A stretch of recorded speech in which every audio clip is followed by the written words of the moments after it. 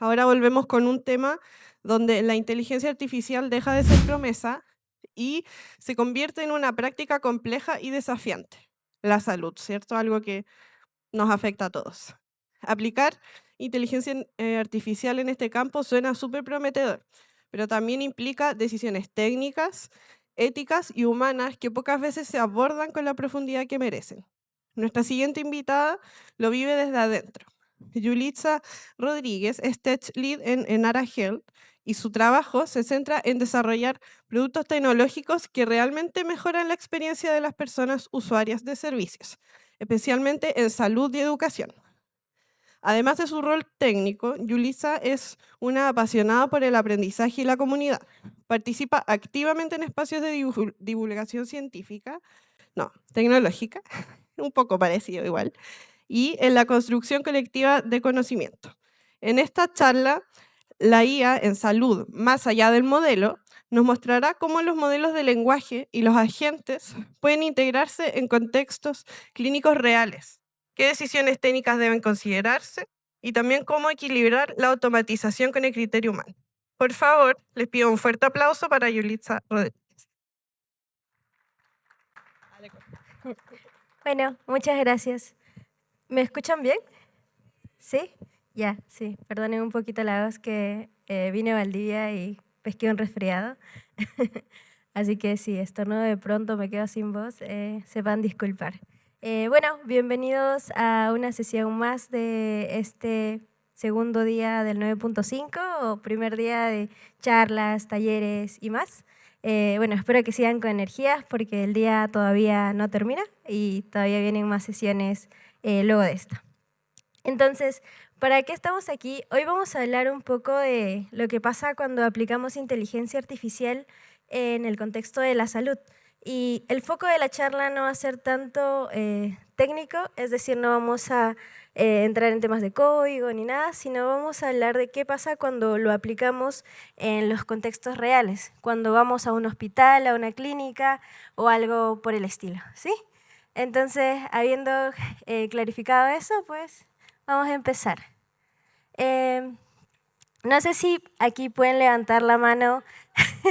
¿A quién le ha pasado que busca sus síntomas en Google y termina pensando que se va a morir o que tiene algo grave? Sean honestos, aquí no juzgamos, ¿sí? Si nosotros vamos a Google Trends, vamos a poder encontrar que esto le pasa a muchas personas. Muchos tienen interés por saber qué les está pasando, ¿cierto? Entonces, esto es bastante importante porque nos dice que la relación que tenemos con la tecnología es bastante peculiar, ya que queremos respuestas, pero muchas veces por estos resultados alarmantes que obtenemos, no sabemos si podemos confiar en esas respuestas que obtenemos. Vamos con la siguiente pregunta, y aquí un poco más entrando en el tema. ¿Quién le confiaría su diagnóstico médico a una inteligencia artificial? Anímense a levantar la mano. ¿Sí? ¿O no? Sí, no? O sea, si no le confiarían su diagnóstico, no hay problema. Pero está bastante bien esto, porque a la fecha, este 2025, todavía tenemos dudas, hemos visto los errores que se cometen, así que es bastante válido no confiar en este punto. Porque, bueno, si volvemos un poco, ay, ¿dónde está? Acá. Si volvemos un poco,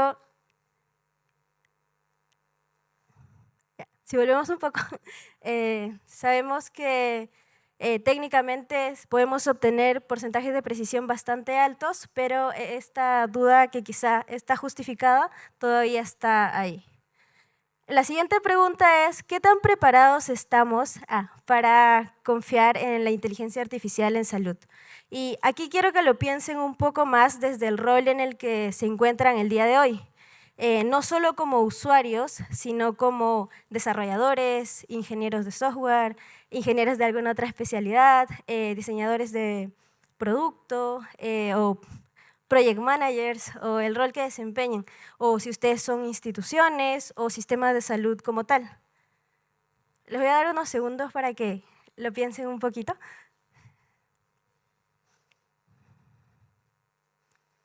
Bien. Esto es quizás donde se complica un poco, porque si vamos a los datos, podemos ver, que ustedes pueden ver en la presentación, que para este 2025 la adopción de inteligencia artificial en el campo de la salud ha crecido 7 veces más. ¿Y eso qué quiere decir? Pues que ha habido más inversión, hay más proyectos, más empresas involucradas, han nacido nuevas startups con productos bastante buenos que están impactando directamente en el área de la salud. Suena todo esto bastante bien, ¿cierto? Bueno, aquí hay un pero. Lo que pasa es que Lo que pasa es que el 80% de estos proyectos aún fracasan al pasar del piloto a producción. ¿Y esto qué quiere decir? Que dentro de un entorno controlado, donde estamos probando quizás casos de usos específicos, en la fase de piloto, en las pruebas de concepto, todo funciona maravilloso. Pero al momento de enfrentarnos a un escenario real, cuando nos integramos a sistemas existentes de clínicas, hospitales y más, es cuando todo se sale de control y pues viene una famosa palabra que quizás quien está en software conoce, que es, oh, ok, tenemos que hacer rollback porque esto no está funcionando. Y el proyecto efectivamente no se puede calificar como exitoso. Y aquí les voy a mostrar un listado de problemas que están ocurriendo a la fecha a nivel de implementación. Y vamos hacia años anteriores, 2023, 2024, e incluso un poquito más, y estos problemas todavía persisten. El primero es la integración con sistemas existentes.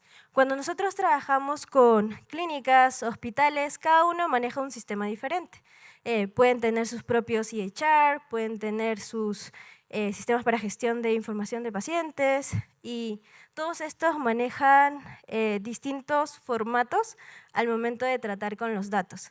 A nivel global, en la salud hay ciertos protocolos que se deben cumplir. Entre ellos, para la manipulación de datos, no voy a andar mucho en ello, que quizás muy del campo, que tenemos como un protocolo de comunicación que es el HL7, el FHIR, y el primero que mencioné tiene como distintas versiones. Entonces, cuando nosotros tratamos de trabajar con esto, se vuelve bastante complejo, porque si estamos buscando trabajar con el hospital A, este puede tener, no sé, HL7 versión 2, y el hospital B puede tener FHIR. Y esto hace que haya un trabajo adicional para trabajar la información, lo cual se puede convertir en algo complejo. Y si desbloqueamos ese punto, también está el tema de que tenemos que accesar a esa información vía, no sé, interfaces y cosas por el estilo. Cuando hablamos de datos fragmentados e inconsistentes, esto es un problema a nivel global también, que se ha intentado resolver de distintas formas y bueno, estamos en vías de desarrollo, por así decirlo, porque existen, imaginemos nosotros, cuando se están atendiendo en una ciudad, van a la clínica A, se atienden y su historia médica se crea y empieza a tener una historia ahí. Viajan, van a otra ciudad, esa clínica B no tiene su información, tienen que empezar de nuevo, los crean como nuevos pacientes y empiezan a crear otro historial médico. Hay algo llamado Health Information Exchanges que nos da la oportunidad de poder acceder al historial médico de una persona hacia años en el pasado. Es decir, yo puedo buscar la historia médica del paciente Juan hacia 10 años hacia atrás. Y eso suena bien, claro que sí, pero la calidad de los datos a veces no siempre es buena y si quizás yo quisiera usar ese Health Information Exchanges para buscar la información de María, no la voy a encontrar, porque quizás para María no se hizo la búsqueda de información y no está disponible. Entonces se vuelve como problemático también. Y el tercer punto es la adopción por parte de usuarios. Aquí porque a veces desarrollamos sistemas que utilizan en algunas partes inteligencia artificial, pero no se está considerando a veces el uso real que le dan los usuarios. Entonces, si realmente no ayuda al usuario que lo va a utilizar, dígase el personal médico, se puede considerar que la adopción va a ser nula, porque finalmente le va a dar más trabajo, más tareas, y no se acopla quizás a cómo está acostumbrado a trabajar, y no le facilita quizás el flujo que ya conocía. Y el último es la gestión del cambio organizacional. Y esto es bastante importante porque no se trata de que yo hoy venga y diga, bueno, desarrollamos una nueva aplicación o agregamos un nuevo módulo que integra inteligencia artificial y les va a facilitar la vida. Listo. No, se trata de que tenemos que cambiar procesos, porque quizás eso que construimos antes se hacía en 10 pasos y ahora se ha reducido a 3. Hay que capacitar a las personas para que puedan ellos estar, digamos, al día con las cosas que estamos implementando. Y por otro lado hay que redefinir roles, por lo mismo que simplificamos los pasos, las etapas de algún flujo en particular, las personas tienen que ser reubicadas quizás o, bueno, algo pasa con sus roles. Y bueno, es parte de lo que les quiero hablar el día de hoy, algunos aprendizajes implementando software, utilizando inteligencia artificial de por medio. Entonces, por un lado, tenemos que el modelo es solo la mitad del desafío y la otra mitad está en hacerlo funcional dentro de la realidad de la salud por las cosas que estaba comentando.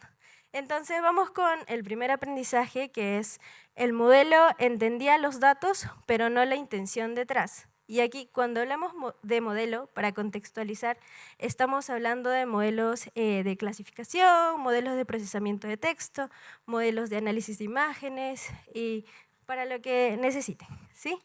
Entonces, vamos con un ejemplo concreto. Imagínense que en un sistema de triage médico, un paciente va y dice, me duele un poco el pecho. Esto a nivel probabilístico va a ser catalogado como una urgencia media. Pero aquí viene el desafío quizás, es que esta misma frase puede significar distintas cosas. Por ejemplo, puede ser un dolor tolerable, es decir, que es realmente leve. El paciente realmente tiene un dolor leve. Ahí valga la redundancia. Pero también podría ser un dolor grave. El paciente lo está minimizando por miedo. Esto puede ser por experiencias previas, puede ser por un contexto cultural o porque simplemente no quiere alarmar a las personas con las que se encuentra al momento en que lo están atendiendo, revisando, etc. Y bueno, el último no es tan grave, pero sí lo es. Aquí puede pasar por distintos factores, pero el más común, digamos, a nivel de datos es porque los pacientes pueden tener umbrales del dolor distintos, donde pueden estar teniendo algo muy fuerte, pero para ellos no, es complicado sentirlo. Bien, dicho esto, pasamos al siguiente, que es, podemos entrenar un buen modelo, pero no podemos forzar la confianza. Y cuando hablamos de confianza, hablamos de transparencia, porque cuando desarrollamos software en general o sistemas, sabemos que los sistemas van a tener distintos puntos de fallo, ya sean internos, externos, porque consumen servicios externos y demás, pero lo importante al momento de utilizar inteligencia artificial es que podamos nosotros clarificar y transparentar qué cosas son las que sí funcionan y qué cosas no, para poder construir una relación de confianza con quienes la van a usar, que son los profesionales de la salud finalmente. Entonces, nuestros modelos pueden tener porcentajes de precisión bastante altos, pero si no somos transparentes en qué casos sí fallan o en qué casos sí funcionan, es difícil, y esto ya está estudiado y documentado, que es muy difícil que los profesionales de la salud acepten esos sistemas y futuras implementaciones con respecto a eso, cuando no se transparenta, por ejemplo, digamos, en la fase 1 este sistema va a poder, no sé, analizar imágenes de rayos X para poder detectar X patología. Entonces, cuando se logra eso, está claro y el profesional de la salud sabe cuándo confiar. Pero si esto no se transparenta, es un poco complicado. Y bueno, el tercero es que no todo lo que puede automatizarse debería automatizarse. Entonces, cuando hablamos de qué automatizar, podemos extraer datos, extraer información, extraer estructuras de información, quizás analizar documentos y demás para poder simplificar las tareas que realiza los distintos roles que hay en quizás una clínica o un hospital. Un ejemplo en particular podría ser, por ejemplo, nosotros tenemos resultados de laboratorio. Estos resultados de laboratorio vienen escaneados vía faxes y hay que extraer todos esos resultados e ingresarlos al sistema. Sí, aunque no lo crean, todavía aún pasa, y no estoy hablando del mercado latinoamericano, sino americano, y en muchos hospitales y clínicas todavía se reciben de esa forma, y es como un poco, no debería pasar, pero pasa.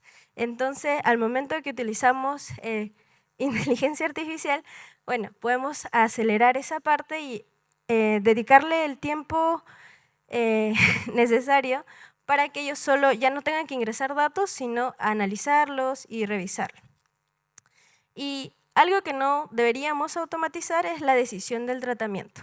Y esto no porque sea un límite técnico, sino porque es un límite ético.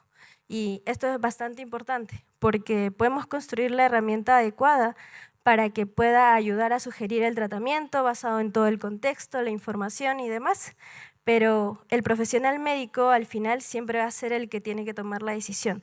Y esto es que, bueno, es importante porque tenemos que diseñar pensando en el humano como pieza clave dentro de ciertos flujos. Es decir, probablemente esto lo han escuchado, que es el Human in the Loop, que hay que diseñar pensando en el humano para que pueda interactuar en algunas partes del flujo. Entonces, imaginemos que hay ciertas alertas que se van a hacer notar en el sistema para que nosotros podamos alertar al profesional médico que hay ciertos escenarios un poco dudosos. Entonces, el profesional médico finalmente es quien elige si va a aceptar la sugerencia del tratamiento o simplemente la descarta. Y esto al final sirve también como retroalimentación para el modelo para saber en qué casos lo está haciendo bien y en qué casos no. Y bueno, en salud la inteligencia artificial no se mide solo en precisión, sino en impacto humano. Si no está impactando realmente en la vida de los pacientes, no podemos decir que está aportando quizás mucho valor. Y la IA puede ayudarnos, claro que sí, porque con todo el tiempo que nos cerramos en muchas cosas, es bastante útil. Y si la usamos, hay que usarla con criterio, empatía y responsabilidad. Con criterio para saber qué automatizar, con empatía para diseñar sistemas que realmente ayuden, y con responsabilidad para considerar que estamos haciendo sistemas que afectan la vida de las personas. Y los últimos aprendizajes clave, porque ya se acaba el tiempo, que les quiero dejar es que el éxito finalmente de implementar soluciones de inteligencia artificial en salud no se va a medir solo en la adopción, bueno, se mide solo en la adopción y la confianza y no solo en la precisión. La parte técnica es súper importante porque es una pieza clave del éxito, pero hay que pensar en el conjunto y en el todo para que todo funcione. Y que a veces la mejor solución no es más tecnología, sino un mejor diseño. Y aquí juegan un papel bastante importante distintos roles dentro del diseño de un sistema. Y que la confianza se construye siendo honestos sobre los límites, no prometiendo perfección, porque nuevamente todo sistema puede fallar y va a fallar. Y que el criterio humano importa. La inteligencia artificial es una herramienta bastante útil, pero es eso, una herramienta, y al final el profesional médico debe ser quien tome la decisión. Y aquí no mencionamos cosas como regulaciones y demás, pero eso. Entonces, muchas gracias. Espero que estas cosas que les mencioné les sean de utilidad. Y nada. Hola, mucho gusto. Soy Oscar Cerda. Muy gracias por la presentación, maravillosa. Yo trabajo en Levita Magnetics, también una empresa que hace robótica para ayudar como asistente de cirugía en laparoscopia. Y nosotros encontramos bastante duda y no hace mucho sentido con lo que tú estás mencionando en este momento. La pregunta que quería hacerte es, ¿cómo crees tú que sea la mejor manera de evitar o poder bordear esta resistencia al cambio que tienen muchos profesionales de la salud con las tecnologías que están saliendo hoy en día?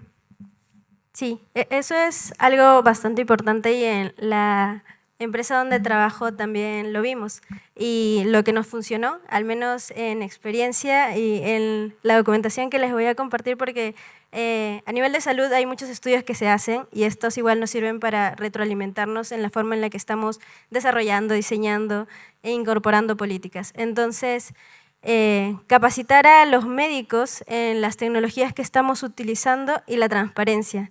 Es decir, si vamos a empezar a utilizar LLMs, no es quizás explicarle qué es un LLM, qué hace, ni ir tanto a la parte técnica, sino cómo los beneficia a ellos, de qué forma los puede ayudar y darles ejemplos prácticos. Porque, por ejemplo, un caso en concreto es, nosotros diseñamos escribas con inteligencia artificial, que lo que hacen es simplemente tomar las atenciones virtuales o presenciales y sumarizan todo. Eso les ahorra un montón de tiempo. Ellos pudieron validarlo, ser parte del proceso de desarrollo como tal y ver cuándo funcionaba, qué no, qué había que pulir, y con su feedback y siendo parte de eso pudieron adoptarlo mejor y el proyecto resulta exitoso. Entonces, en mi experiencia te puedo compartir eso.